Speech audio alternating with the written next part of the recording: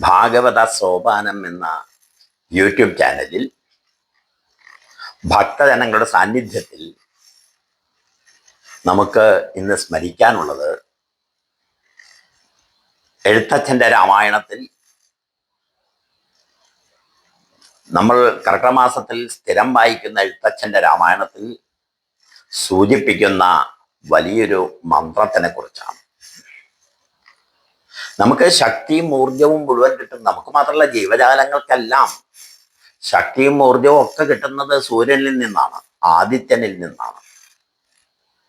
കാലത്ത് എഴുന്നേറ്റാൽ സൂര്യ നമസ്കാരം ചെയ്യാൻ തയ്യാറാണെങ്കിൽ ആ സൂര്യനെ നോക്കി ഒരു 10 മിനിറ്റ് നോക്കുന്ന അരുണ സൂര്യനെ ഉദയ സൂര്യനെ നോക്കി നിന്ന് ഒരു 10 മിനിറ്റ് നമുക്ക് നാമം ചെല്ലാൻ സാധിച്ചാൽ തന്നെ മഹാപുണ്യമാണ്. സകല ഊർജങ്ങളും വരും. വിറ്റാമിൻ ഡി ഒക്കെ പറഞ്ഞില്ലേ, വളരെ സത്യം തന്നെയാ. ഈ ഊർജം കിട്ടാൻ സൂര്യഭഗവാനെ തന്നെ നമസ്കരിക്കണം. ആ സൂര്യനെ ശ്രീരാമസ്വാമി ഒരിക്കൽ ജപിക്കുമുണ്ടായി ആദിത്യ ഹൃദയ മന്ത്രം കൊണ്ട്. എഴുത്തച്ഛൻ്റെ രാമായണത്തിൽ യുദ്ധകാണ്ഡത്തിൽ രാമരാവണ യുദ്ധം തുടങ്ങി അതിഭയങ്കരമായ രാമരാവണ യുദ്ധം പറയാൻ പോലും പറ്റില്ല. വായിച്ചു കഴിഞ്ഞാൽ നമ്മൾ തന്നെ പേടിച്ചു പോകും. ആ രാമരാവണ യുദ്ധത്തിൽ തേർത്തളത്തിൽ നിന്ന് 2 പേര് അതിഭയങ്കരമായ യുദ്ധം ചെയ്യുകയാണ്.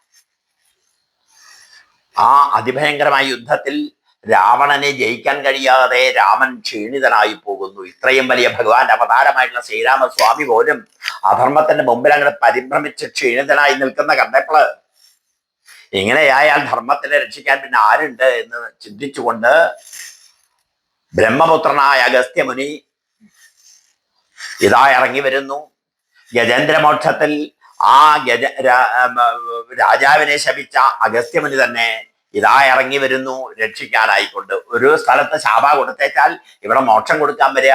ആ രാമന് ശക്തി പകരാൻ വേണ്ടി ഇങ്ങനെ വന്ന് തേർത്തളത്തിൽ അങ്ങനെ വന്നിട്ട് ആ തേർത്തളത്തിൽ തളർന്നു കിടക്കുന്ന ശ്രീരാമസ്വാമിക്ക് ആദിത്യ ഹൃദയ മന്ത്രങ്ങൾ ജപിച്ചു കൊടുത്തു.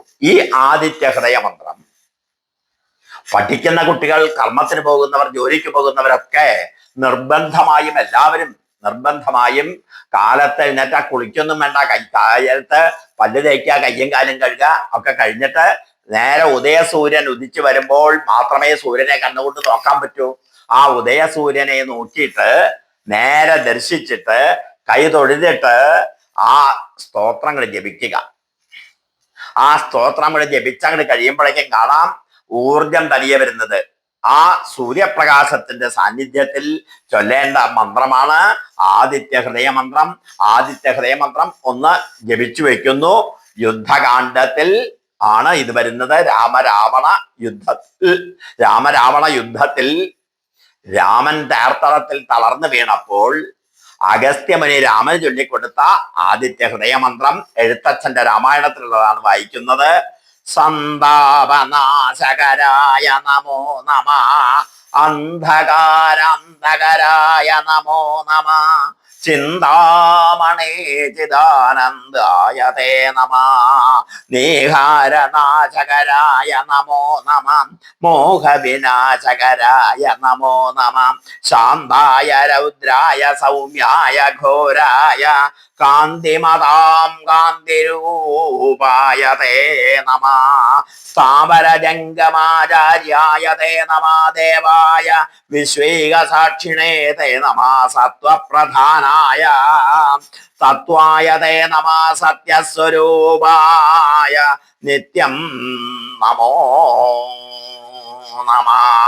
ഈ ആദിത്യ ഹൃദയ മന്ത്രം എല്ലാവരും കുളിച്ചിട്ട് പറ്റിച്ചാൽ കുളിച്ചിട്ടില്ല, അല്ലെങ്കിൽ കയ്യും കാലും കഴുകി ശുദ്ധി വരുത്തി ദിവസവും ജപിക്കുക. ഈ ജപം കഴിഞ്ഞ് തുളസി ഇട്ട വെള്ളം ധാരാളം കുടിക്കുന്നത് വളരെ നല്ലതാണ്. ഈ ജപം കഴിഞ്ഞാൽ ഊർജം ഇരട്ടി കിട്ടും നമുക്ക്. അതിനെല്ലാം കഴിയട്ടെ എന്ന് പറഞ്ഞുകൊണ്ട് എല്ലാ കുട്ടികളെയും നിർബന്ധമായി ഈ ആദിത്യ ഹൃദയ മന്ത്രം പഠിപ്പിക്കണമെന്ന് മാതാപിതാക്കളുടെ ഉത്തരവാദിത്വം അതാണ്. ഇത് പഠിപ്പിക്കലാണ്.